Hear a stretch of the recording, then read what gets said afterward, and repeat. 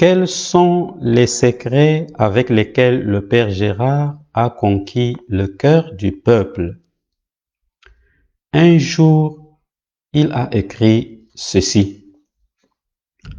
Oh mon Dieu, pourrais-je être indifférent et ne pas travailler de toutes mes forces pour empêcher un seul péché? Il faut être ardent pour l'empêcher, le poursuivre dans les pauvres âmes qui lui donnent logement. Il y a un secret pour se faire aimer, c'est d'aimer. Il en va ainsi pour les basotos, les matébélés et même pour les infidèles. En les voyant, on peut se demander que faire pour les convertir. La réponse se trouve à toutes les pages de l'Évangile. Il faut les aimer quand même, les aimer toujours.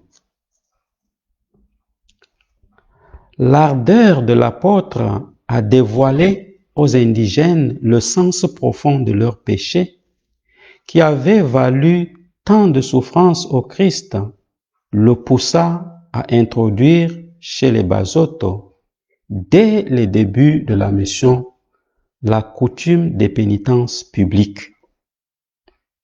Tel autre mozoto, à la conduite scandaleuse, était privé de vêtir du drap mortuaire, était prié de vêtir du drap mortuaire et de se tenir ainsi affublé dans l'église durant toute la cérémonie pour montrer à tous comment par sa faute il était mort à la grâce. On voyait aussi une fois ou l'autre une pécheresse stationner plusieurs dimanches de suite à la porte de l'église, où elle demeurait une partie de la journée, brebis galeuse que l'on était tenu d'éviter.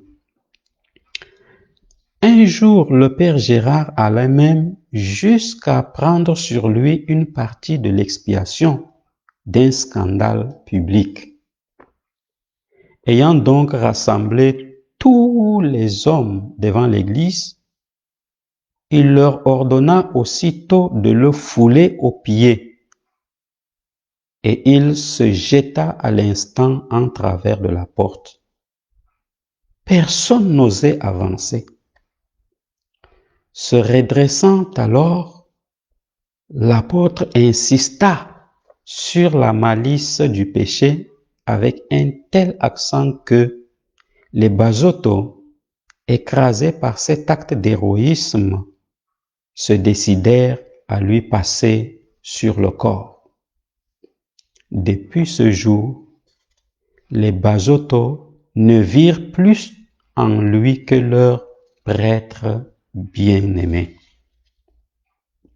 En 1876, il retourne à Pietermaritzburg pour voir à l'impression de 2 de ses propres travaux en Sesotho, une traduction de l'évangile de Luc et une brève histoire de l'Église.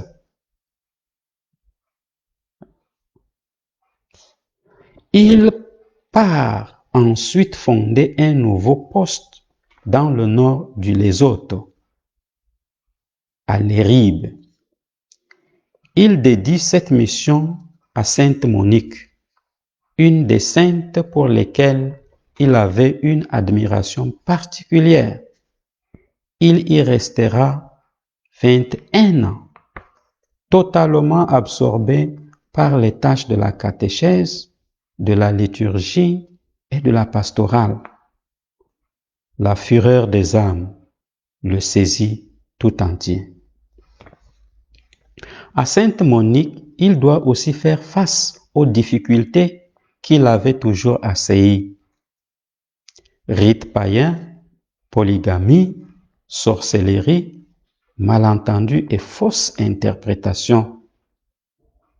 il doit aussi affronter la critique que certains de ses confrères oblats font de son travail. Comment triompher ces difficultés? Sa réponse était une forte vie de prière. Après une longue journée à cheval à travers les huttes, il passa les nuits à prier dans la chapelle. Le sommeil est l'ennemi de l'homme, répétait-il souvent, fortement penché sur la fortement penché sur la vacillante flamme d'une chandelle, il murmure les psaumes de toute son âme.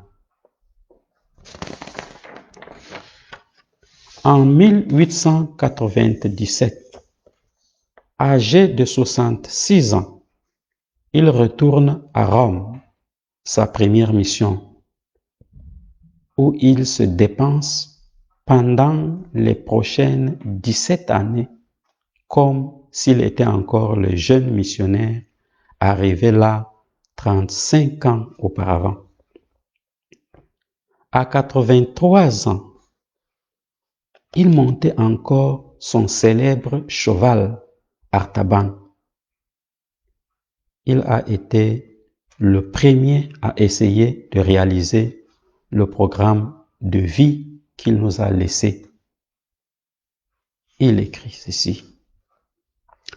J'imagine un prêtre, un missionnaire oblat de Marie Immaculée dans une mission. Il veut tout voir avec ses yeux, tout connaître avec son cœur, tout réjouir. La célébration des fêtes oblates 121 par sa présence. Il veut se faire tout à tous pour les gagner à Jésus-Christ. Sa charité ingénieuse sait se servir de tout, songe à tout. Il ne se contente pas de ses rapports généraux, où le prêtre est le prêtre de tous, mais pas assez le prêtre de chacun. Ce prêtre saisirait l'occasion de donner individuellement à ces gens des marques privées et directes de son dévouement, si bien que chacun pourrait se croire aimé de lui comme s'il était seul au monde. En mars 1914, il écrit à ses sœurs et à son frère que par bonheur, il est capable de voyager 1 heure ou 2 par jour pour visiter les malades. Il regrette en même temps de ne pouvoir faire plus. En avril, il célèbre le 60e anniversaire de son ordination à la prêtrise. À la fin de ce mois, il devint très malade et doit garder le lit. Au cours de l'une des nombreuses visites qu'il reçoit, le Père, comme saisi par un souffle prophétique, présente le vaste mouvement de conversion qui agitera bientôt la masse des Basotho. Il dit, « La miséricorde divine est infinie, murmure-t-il. Elle ne se contentera pas d'un si petit nombre de conversions au Basotholand. » Il précise, « Tant de sueurs et de larmes des pionniers de la foi au Basotholand ne peuvent que multiplier les moissons. » Le vendredi soir 29 mai, vers les 9 heures, le Père Gérard, pleinement consciente de ses actes, traça sur lui-même un large signe de croix, le même qu'il faisait toujours lorsqu'il partait à cheval, et rendit l'âme. Convié qu'il était par son Seigneur d'éternel chevauché.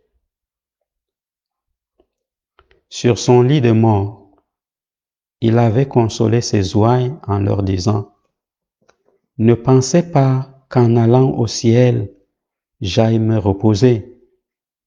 Je vais travailler pour vous autres, Basotho. » Aujourd'hui, la population locale continue de visiter sa tombe. Ils y ramassent des poignées de terre qu'ils emportent chez eux. En effet, le père Gérard avait écrit: « Il y a un secret pour se faire aimer, c'est d'aimer. Ne pensez pas qu'en allant au ciel, j'aille me reposer. Je vais travailler pour vous, nous a dit le bienheureux Joseph Gérard. »